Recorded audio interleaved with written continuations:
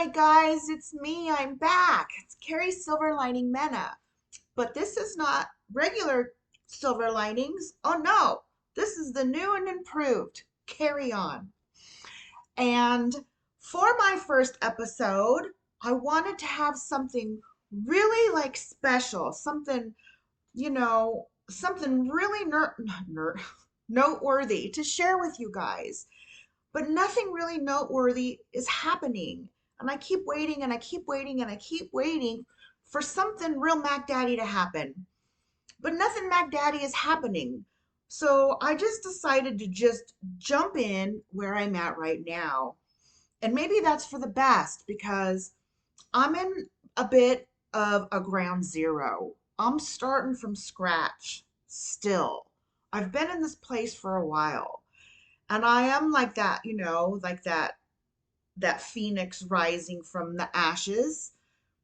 But I'm the phoenix sort of, but I'm just sort of spinning around scattering my own glitter.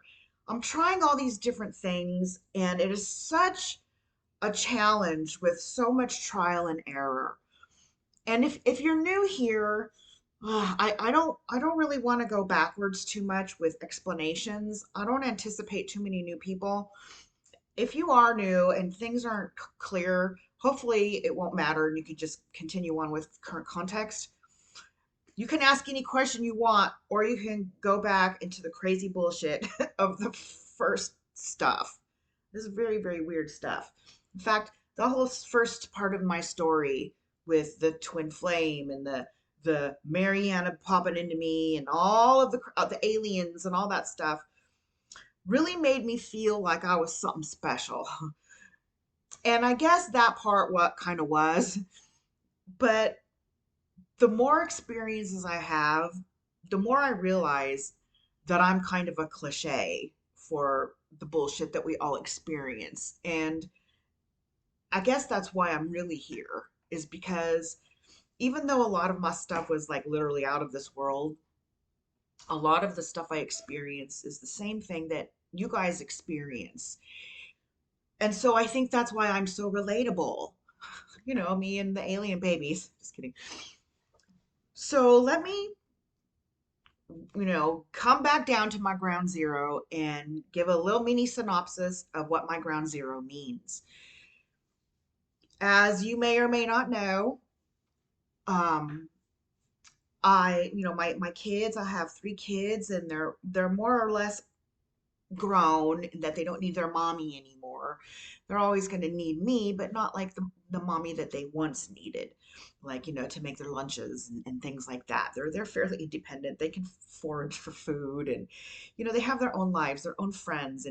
And I just became kind of, when I go back to visit them, I don't live with them anymore, but when I go back to visit them, I feel like I'm like so needed. I feel like I abandoned them. I go over there and they're up in their rooms doing their own things anyway. So, I'm sure they take comfort in knowing I'm there, but they don't really need me. They don't spend time with me. I have to go and invite them to do things, or they ask me things that they want to do, which is typical young person behavior. They don't, and that's fine. I don't. That's just how it is. That's how it is with anybody. We don't just want to sit on the couch and stare at the wall next to each other. That's okay sometimes, but you hang out, you do things that you want to do together, just like with your friends or whatever. So that's one of the things I'm dealing with. I'm trying to rediscover who I am because I'm not that kind of mommy anymore. And one of the reasons I'm not that kind of mommy anymore is not only because I'm on my own rediscovering who I am, but my husband Robert, I never call him by his name. I'm going to try to do better about calling him Robert. Robert is taking this time to be a more hands-on dad, something he's always wanted to do. But to be honest, he didn't really have the skills because, he was so like fucked up in his way of thinking and he's done a lot of healing. He's done a lot of, listening and deprogramming and all of the fighting that we did was not for nothing. It helped us both grow and evolve and so I finally feel like safe to leave my kids with him. I know he's is very, he has their best interest at heart, but his own traumas and his own upbringing made him, dump his own traumas on them, just like we all do. We all do. And so I didn't feel safe to leave him with them until now because number one, he's learned enough to where I feel comfortable, that it's a safe environment for them, even when he does fuck up, because he realizes that he fucks up and he can kind of go back, or he doesn't fuck up at all. There's two things. And two, they're old enough that even though, it does hurt them, they also know that that's dad. Dad's being a dick. They're not like these, small impressionable kids that don't understand that, adults are assholes sometimes and they say the wrong things. Um, so there's those two things going on. And but there's so much healing going on over there. I really did need to step back too because I can see the dynamic, especially between father and daughter. And that, remember all those times from the first, 10-year season of Silver Linings, in which I would say that, the guides told me that Layla, my daughter's going to be following in my footsteps. And I would like, spin my gears all the time wondering what that was. Oh, she's going to do YouTube videos. I didn't know what it was. Well, she's healing generational traumas just like I am. So now her and dad are still doing like the narcissist empath dynamic. And to be clear, I don't know, you can call my husband a narcissist, sorry, Robert a narcissist or not. I don't know. I don't know where to put him because while he does have a narcissistic tendency or he is this one kind of narcissist or whatever, I feel like it's more like attachment styles between he and I. And she's got the same thing with him. She's 17 and a half. So, she doesn't, not going to be married to him for 33 years. But, so she's working on like, breaking the patterns and behaviors just like I had to. But you know what? A huge difference between her breaking the generational traumas and me breaking the generational traumas is that she has a mom that understands it. And she also has a dad that understands it. And so, he can come back and he can have accountability later on, which is something that narcissists do not do. How many narcissists have accountability? So he's really, really trying to heal. And I'm so proud of him because it's very, very hard to be, to say you're sorry, but he loves his family so much. So, I used to be very envious of like the events I'd hold, and I would see like family members come together, parent, child, spouses, siblings, whatever, because my husband wouldn't have anything to do with it. He'd like, he'd insult my work, not at my events, but he'd validate me because his like belief system, he's super Catholic, and he was like really ingrained with completely different events. I said different set of beliefs than I was, and I don't know why he was just so ugly to me in the first place. Maybe he was just afraid of what I believed in, and so in order to preserve himself, he'd insult me. I don't know what it was, but he has really, changed in so many ways. So I don't know where I was going with this, but the amount of growth. Oh, I know what I was going to say is that I was very envious of these teams because it's usually like the black sheep, one family member that would go to the events, and none of the other family would get it at all, right? But now I see that I feel like anybody that's like hooked their stars onto me is going to have some serious growth. How could he not? So he might not be into the real woo stuff like I once was, but he's definitely latched onto this growing stuff because he has such a desire to be there for his kids. He's such a huge family man. And we identify so many ways, like how we've sacrificed our whole lives for the sake of our families. We both feel that way, but in different ways. Anyway, so so okay, so here's another thing I'm doing. I have a therapist now. I really wanted to start like some serious therapy, like some hypnotherapy and some EMDR therapy to try to dig deep because I've gone through so much shit. I've uncovered a lot of stuff. I've reprogrammed my thought processes, yet still I find myself in pain, and I gotta talk about my body because that's like my biggest challenge right now, both like the size of it and the way it feels. There's a few reasons for that, but that's my current assignment. and all of the things that entails. So part of my therapy is that I want to dig deep into things, but everything takes so long because there's so much trial and error going on. I had to like, let me see, a book, or what do you call it? What's that thing called? I took notes. Okay, so some of the things like I first started, I moved out in like when October, I guess. October, I can't remember, but right after my husband recovered from hip surgery. So I've been here, and like one of the things I did, I was like, there's so many, many, many things you can do. I didn't even know I needed to reset my nervous system. This is all things that I learned, that I have been living in complex post traumatic stress disorder, fight or flight my entire motherfucking life. That I don't know who I am because from a very early age, I have had to, you know, match my vibration to the room. And the room usually meant my mom.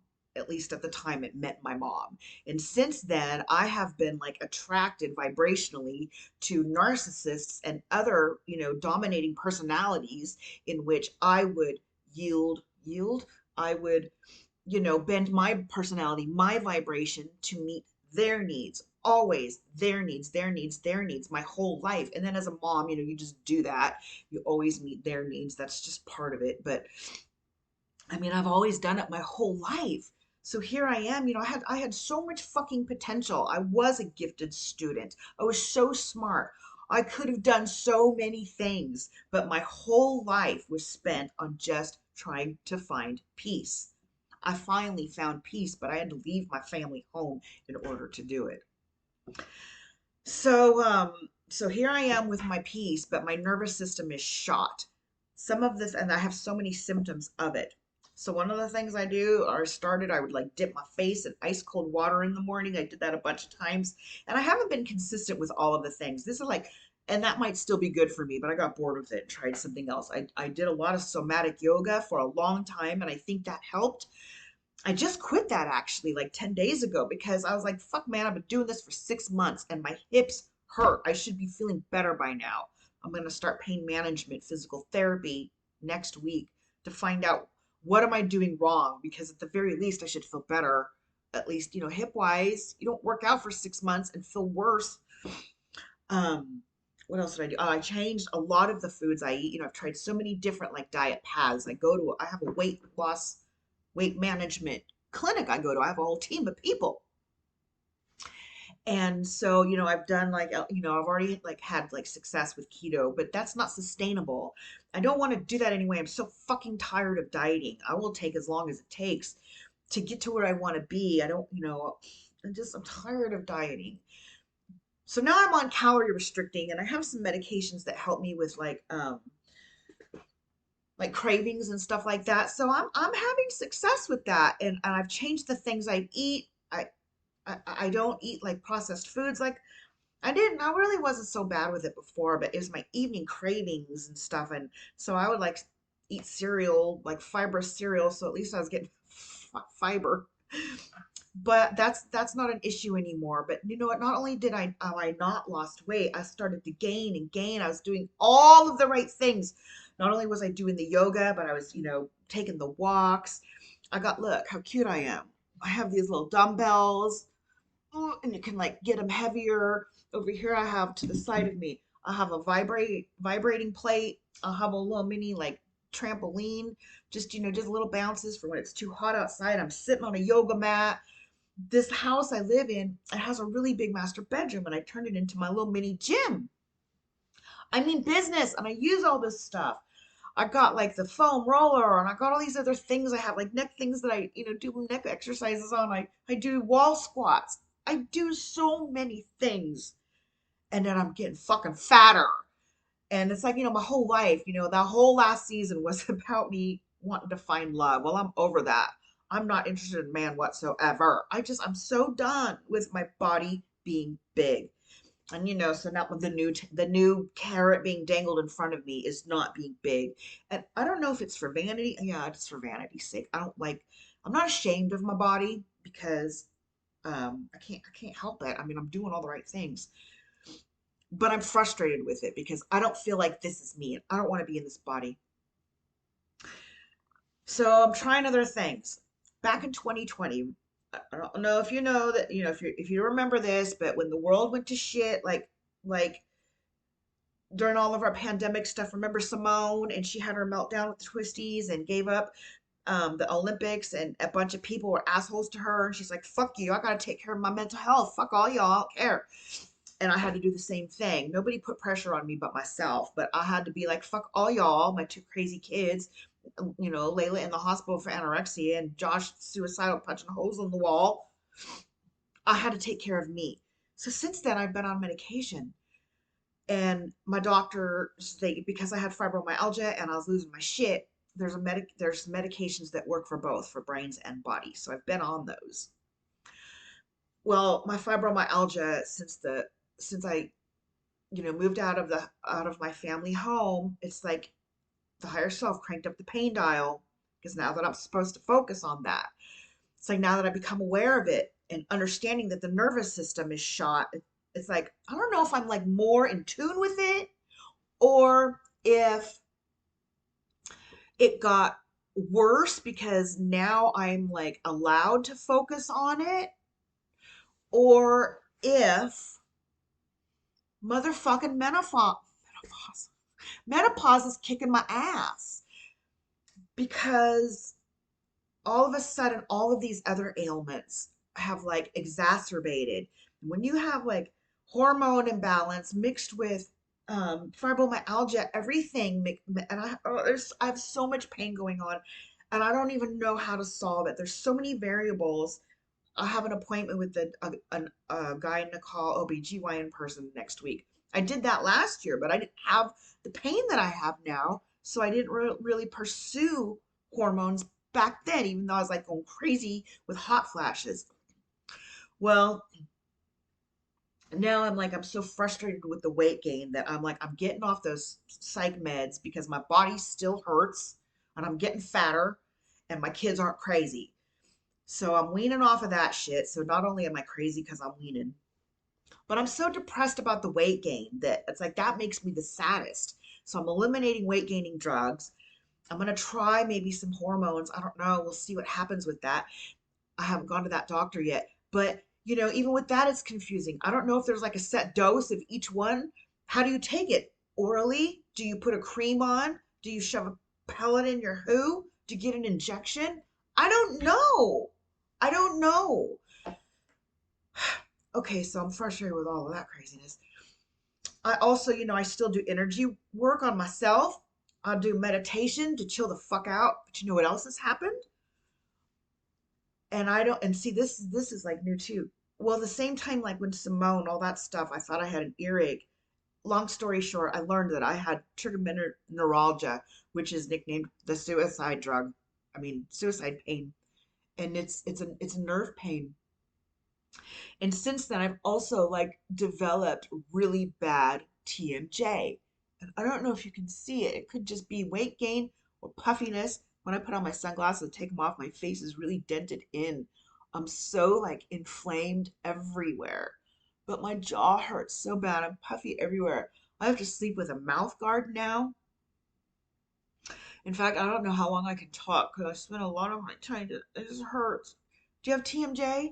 That's a symptom of CPTSD and stress. I tried to sign up for like a psilocybin study. I don't even know what's going on with that. They like had all these interviews.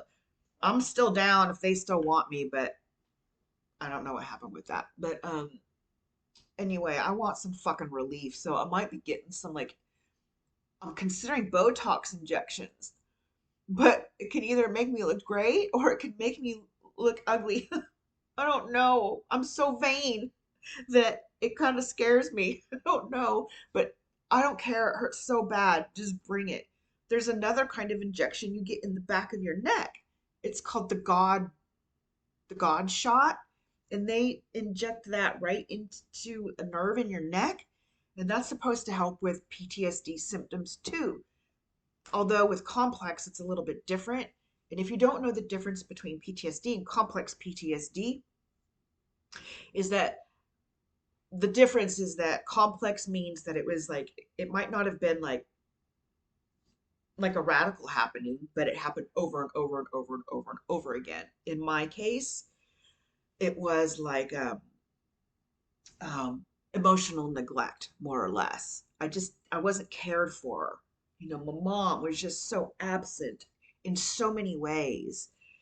Even just like when I go to therapy, there's like no tears, and I maybe because I just got off the meds. I haven't had a therapy session since I got off the meds. So, and I go this Monday. Maybe I'll start crying this time. That poor lady. She's so chill. I've told her almost the whole story. I haven't told her about the love bomber and fairy boy yet. I didn't really want to because I told her so many other stuff, but how could that not be significant? That was like coercion trauma. And one of the reasons that I'm still covered in fat has got to be some kind of underlying belief that I'm not worthy. Because, mind, body, soul, even though it could be hormonal, it could also be like a belief. I keep trying to uncover shit, but maybe I've already uncovered it. I just haven't embraced that I'm worthy, I'm worthy. I don't know. Let me see what else I have in here. Um, okay. So yeah, I listed a bunch of things that I want to try. Um, there's just like so much going on. And I don't want to make these videos really long like last time because one of the things that the nervous system, when it's shot, you lose fucking attention. My therapist, she keeps suggesting all these books. One of the first ones she suggested is this one. I'm going to hold it up right now. And I bought it. And every time I went, she suggested another one. And I'm like, I only read like one page of this one. I ain't buying any more books. But I'm going to show you this one because I was excited to try this one. And one of the things that there's like an exercise in here, and I challenge you to go do it. So right now, go ahead and put this on, well, after I give you the instructions, put this on pause, get a pencil and a paper or whatever, and I want you to, with your left hand, draw a picture of yourself. And it doesn't matter, there's no other rules. Just do it with your left hand. You can write words if you want. Okay, push pause. Okay, so I'm gonna pull mine out right now, and because it's cute. Okay, so did you do yours? Did you push pause yet and go do yours? Okay. Okay, so if you want, you can take a screenshot of it and show in the comments. I don't think you can do that on YouTube, but you can do it on do it in my group on my wall so I can see. Okay, so look how cute I am. Okay, let me explain it, Kay. Okay, so that's me. Look at how fucking cute I am. So I clearly have a big giant heart and I'm spiky. That's like a big spiky thing around me because nobody sees how cute I am. The mean, spiky world has no clue that I'm this shiny and beautiful and sparkly and cute. But see how there's like an inner ring? That one's fuzzy because I'm really soft on the inside. And I asked my therapist, I didn't, this is so funny. I go, I didn't seem to care about like hands and feet. And she goes, well, most little people really don't. And at the same time, we both said, but you sure did get some eyelashes, which was really funny. I guess I like to be dolled up. I blame Mariana for that one, or I credit her. And so, oh, I kind of haven't put on this much makeup in so long. Not my anniversary, birthday, Valentine's Day, nothing. I had fun, although you can't even see it. These lights like um, fade me out. Okay, so, and then see that teeny tiny person right there? That's my daddy. Because when I was little like this, I don't know how old I was, but look at also, oh, my daddy. He knows how sweet I am, so he's inside my fuzzy bubble. But so I was probably like 5 or 6. But I also the dress interests me. It's like I have a body on top, but not the bottom. So is this a theme? Is that am I just like do I not have like any kind of descript body or was like, big sweatshirts my favorite back then too, even though that's a dress. I wish I could dress like that too. I love a big dress, but I can't. I just have too much like this one for you.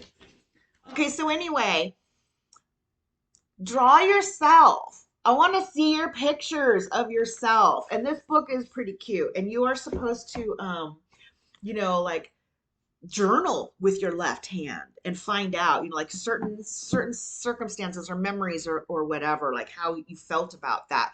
Your writing with your left hand will make you like theoretically bring out like how you really felt about it at that time or something. Pretty interesting. Um, so what else am I doing right now? I tried other things like art therapy. Like, I don't know if you guys saw how motherfucking cute that painting was. I drew a painting for my daughter of the new kitten we had, and, and I just collected. I brushed Soba's hair, and I pulled it out of the brush, and I rolled it in a ball, and I painted it with little pink paint, and I glued it onto the paw of the kitten. I'm so proud of that. And I moved out towards the end of the year, so I did a lot of Christmas crafts and art, and it was fun. But and so maybe that was a little bit of art therapy, but I didn't feel like any big breakthroughs coming. And I did have some cries. You're supposed to like do a lot of like hip wiggling. I guess maybe because at first I was under the impression that we store trauma directly in our cells, especially in our hips, because our hips is where like our sex parts are. So if you have like sex traumas, which I do because you know, Mariana, the version of me, the past other, life that downloaded into me, who was the, poor teenage prostitute girl, and then me, my own life, being used and abused by men in my teen years. That's lots of, sex trauma right there. But it's not stored in the cells. It's like a cellular memory or something. I don't get it. But I'm telling you, I did like infinity loops in my hips, so many of them. And I have like x-rays. I went to the chiropractor. I have like such a fucked up spine. I have like a backwards banana neck, and my pelvic tilts the wrong way. So I've been spending the past several months. We sent my daughter, she's fucked up too. But you always want to care for your kids first. And my husband, man, I'm telling you, he pays off the credit card. We charge everything on the credit card. He pays it off each month. We have zero debts.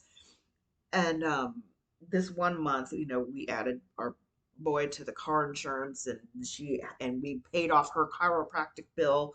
All this in one month. It was a $10,000 bill. Yeah, we're earning our cash back rewards, I'll tell you that. So I was like, okay, let's do me later. And I'll like bust my ass and do so many exercises so that I can get my own chiropractic bill knocked down. Because my back was so fucked up. Like the one side of my hips is like spaced this much, the other side was like spaced this much. I'm so crooked. I'm so fucking crooked. So I'm like excited. I'm gonna go like at the end of summer. And I'm excited to look at my x-rays again and see if I close that gap with my own work. I'm really proud of myself, of all the work I've done. I have good days and bad days, and it's because of the fibromyalgia, the inflammation. I have to be real careful. There's not really a formula for knowing if you've done good or bad, or, if you can go a little bit more or not. Sometimes I really, without knowing it, I push too hard, and some of pushing hard is pushing too hard physically. Sometimes it's pushing too hard mentally. And the trauma like manifests itself in so many ways, both like emotionally, physically. You know how I'm like, I have a reputation for not wanting to talk on the phone. I know a lot of us don't like this, but I realize that my aversion to it, it's an aversion, is because remember at the beginning of this video I said like I could walk into a room and read the room. I'll know, and then this kind of like superpower is going to catapult me one day because I'm going to learn to not be such a pussy. I'm going to learn that I don't need to people please, and I'm going to learn that I can go in and own the room if I want. But I'm a very nice person, and I will own it in a way that people will appreciate that I'm walking into the room and owning it because I'm supposed to own it. For example, it's my event. So when I, read the room, it will be to both my benefit and the benefit of others. But what was I gonna say about this reading the room stuff? I forgot. I forgot. Fuck. One of the things I was gonna do when I pulled these forgetting bits was going to put this thing on pause so that I could remember it. I'm gonna try that. Hang on, let me pause it. I got it. Oh my gosh, yay for me. Okay, so um, when I talk on the phone, I can't read the room. And so it makes me feel so uncomfortable. It makes me feel so uncomfortable. And so it's such a challenge to me. Like when the phone rings, I'm like, oh no, even if I know who it is, even if it's a doctor's office calling to say, hi, we've got a referral and we're here because we know that you want to make an appointment with our doctor's office and we're here for you. So answer the call. I can't do it. I just stare at the phone and wait for the voicemail to get it. Then I have to wait like 3 days in order to grow the balls to call them back. I rehearse in my brain how it's going to be. Then I finally call and I do it. I make that appointment. Sometimes I can make 2 appointments in one day. And I'm telling you, that's all I can handle that day. That'll be enough for me. And can you imagine when my kids were fucked up? How many calls I had to make? It was torture for me. Whew, that was so hard. So again, trauma manifests in so many different ways. Very strange. Like remember my hand? Oh look, but I heal because look at my hands. There's not these are just glue-on nails, which by the way, glue-on nails have become really sophisticated now. It's easy, anybody can do it and it's cheap. But no more cuts. Woo! And mostly, I have done a lot of healing, but somehow I now qualify for medication that I didn't before. Insurance has switched or something. I don't know. But I'm so grateful for that because this medicine is so much money. I get like a $12,000 debit card, Dupixent dollars that I get to, buy this medicine from each month. Woo! That's crazy, isn't it? So thanks, universe. And I don't know if I, whatever. I'm just grateful for it. Okay, so like everybody else, I don't have attention like I once did. So if anybody's still watching this, thank you. But I'm not going to do those hour-long shows anymore. I'm going to wrap this up right now. And I want to thank you for joining me so I can continue to learn, grow, and evolve and heal through sharing my stories with you. Let's see what happens just physically in the next bit. I'm so swollen. My mouth, I'm gonna really suffer from this. The amount of drugs I'm on. Oh, I hate it. I hate it so much. My doctors know that I really want to get off of them, but sometimes it's a matter of managing. You got to manage your shit before you can heal from it. So I'm managing, but I am glad to get off some of the drugs. Okay, you guys, that's it. I'm going to be done talking for now. Thank you again. I plan on having some guests, some old favorites. I know that Jason, he wants to come on. I'm gonna get all my old besties, and I'm also gonna have some new people on. I'm looking real forward to all that. Heather's so busy, but we're gonna make it happen anyway. I'm gonna have the guides help us manifest some extra time because I really want her on. I want her to be like my main showstopper. I don't know. Okay, you guys, once again, thank you for coming to see Silver Linings Carry On's what's it called? What do you call it? It's not a grand opening, a big debut? Um, it's not the season finale. I don't know what it is, but thank you for being here. All right, you guys, see you next time on Carry On.